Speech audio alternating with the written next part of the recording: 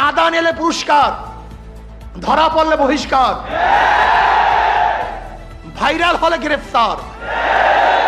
স্বাগত সবাইকে, আপনারা দেখছেন বাংলা ভয়েস।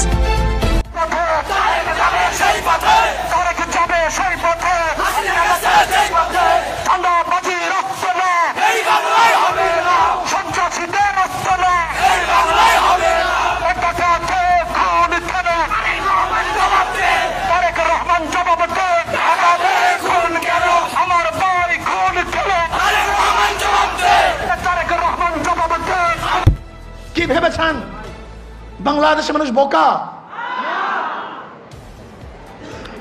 আজকে আমাদেরকে জিম্মি করে ফেলছে। দল এই খুনের দায় দায়িত্ব গ্রহণ করবে না। আমি স্পষ্ট ভাষায় বলতে চাই, এই খুনের দায় দায়িত্ব তারেক জিয়াকে গ্রহণ করতে হবে। এই খুনের দায় দায়িত্ব মির্জা ফখরুলকে গ্রহণ করতে হবে। এই খুনের দায় দায়িত্ব বিএনপিকে গ্রহণ করতে হবে। এই খুনের দায় দায়িত্ব প্রত্যেক প্রশাসন গ্রহণ করতে হবে। আজকে আমরা দুঃখিত, লজ্জিত, মর্মাহত। আজকে বাংলাদেশে যে ঘটনা ঘটতেছে গোটা দুনিয়ার সামনে মুখ দেখাবার মতো মুখ আছে বলে আমি মনে করি না। গোটা দুনিয়ার মানুষ আমাদেরকে খুনি মনে করে। যে দৃশ্য দেখেছি মিটফোর্ডের, আমি পুরাপুরি শেষ পর্যন্ত এই ঘটনা দেখতে পারি নাই। আমি নিজেই ভয় পেয়ে গেছি।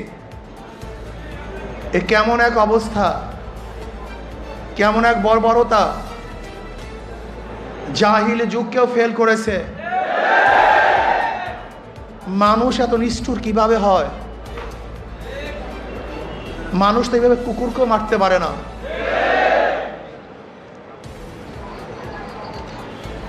কয়েকদিন আগে ভোলা তজুমুদ্দিনে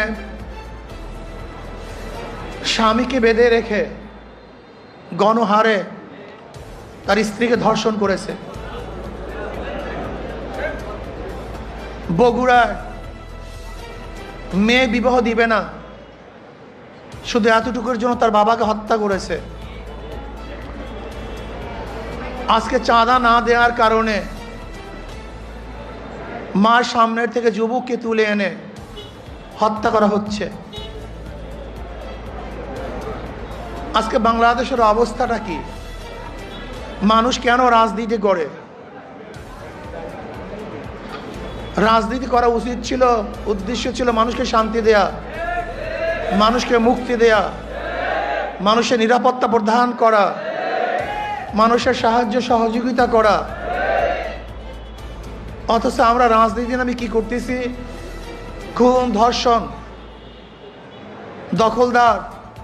দখলদারি, জুলুম, অত্যাচার, অবিচার।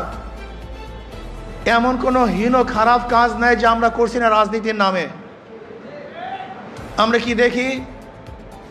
যখনই চাঁদা ধরা পড়ে বহিষ্কার করা হয়। বিএনপি পর্যন্ত 3000-এর উপরে বহিষ্কার করেছে। কিন্তু আমি সাংবাদিক বন্ধুদেরকে প্রশ্ন করতে চাই, আমি জনগণের কাছে প্রশ্ন রাখতে চাই, এই বহিষ্কারই কি তাদের চাঁদা ফিরছে? দখলদারি ফিরছে? খুন ফিরছে?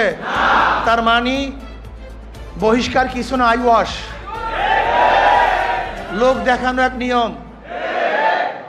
তারা কি বলে? ব্যক্তি দোষ করলে দল সেই দোষের দায় দায়িত্ব গ্রহণ করবে না। বিএনপি দুর্নীতি ফ্যাক্টরি,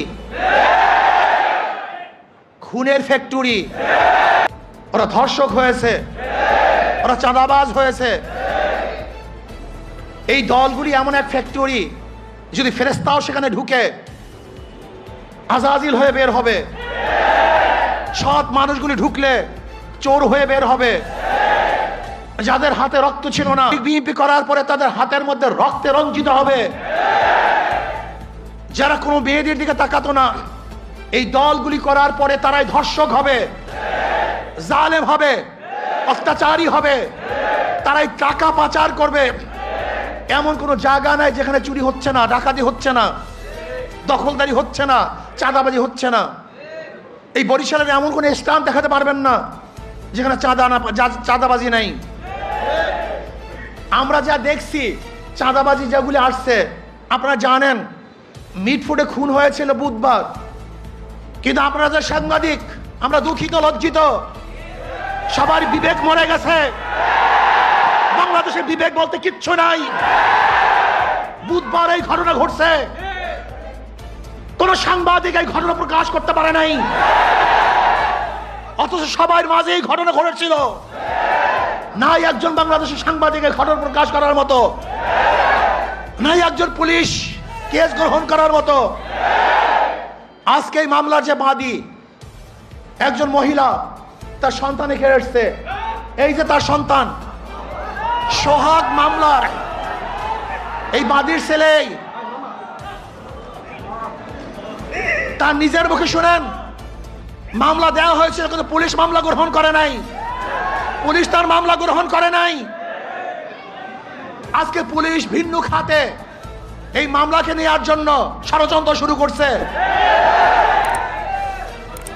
সব জায়গায় চাঁদাবাজি, শরিয়াতপুর বাস সব বন্ধ। শুনলাম আজকে তাদেরকে বহিষ্কার করা হয়েছে। অথচ আজকে আপনারা দেখেছেন প্রেস ব্রিফিংয়ে, সাংবাদিক সম্মেলনে ঊর্ধ্বতন কর্মকর্তাদের কাছে বারবার জানানো হয়েছে, কিন্তু না, যতক্ষণ পর্যন্ত সব জায়গায় প্রচার না হয়েছে ততদিন পর্যন্ত বহিষ্কার করা হয় নাই। চাঁদা নিলে পুরস্কার, ধরা পড়লে বহিষ্কার, ভাইরাল হলে গ্রেফতার। কি ভেবেছেন বাংলাদেশের মানুষ বোকা? আজকে আমাদেরকে জিম্মি করে ফেলছে। দল এই খুনের দায় দায়িত্ব গ্রহণ করবে না। আমি স্পষ্ট ভাষায় বলতে চাই, এই খুনের দায় দায়িত্ব তারেক জিয়াকে গ্রহণ করতে হবে।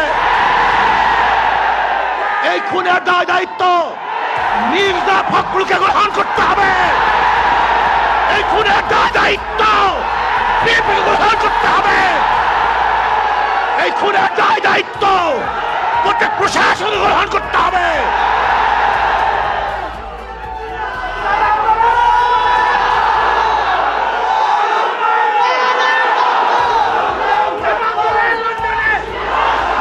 শোনেন,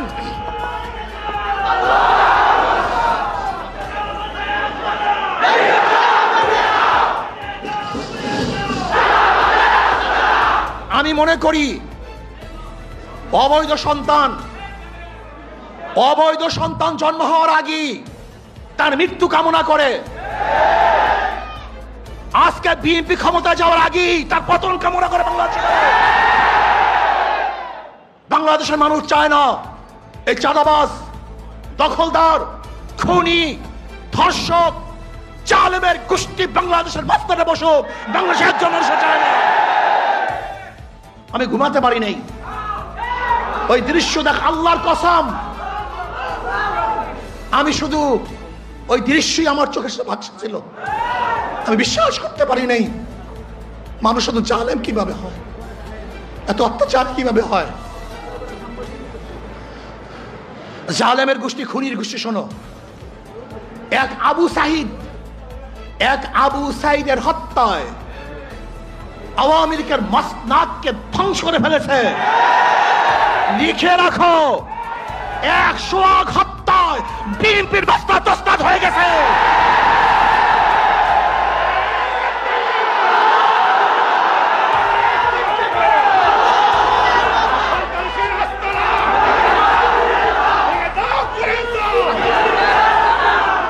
শোনো, তোমরা ভেবেছ গুম হত্যা মামলা বিএনপি ক্ষমতায় আসবে, এই ভয়ে তোমার সামনে সামনে মাথা নত করবে।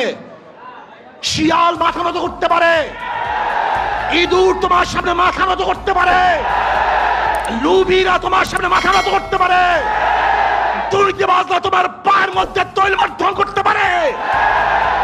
অবৈধ ক্ষমতা যারা স্বপ্ন দেখে তারা তোমার সামনে গিয়ে মাথা নত করতে পারে, কিন্তু বাঘ তোমার সামনে মাথা নত করবে না। সিংহ তোমার সামনে দুর্বল হবে না। আদর্শবান ব্যক্তিরা তোমাকে কোনো অবস্থাতেই পছন্দ করবে না। ভাইয়েরা আমার, আমি মানুষের বিবেক দেখছি। এই ঘটনা ঘটাবার পরেও বিবেকবান মানুষ যারা নিজেদেরকে শিক্ষিত দাবি করে, ওরা কিভাবে বিএনপি আওয়ামী লীগ করে আমার বুঝে আসে না। ওরা শিক্ষিত নয়, ওরা জ্ঞান পাপী।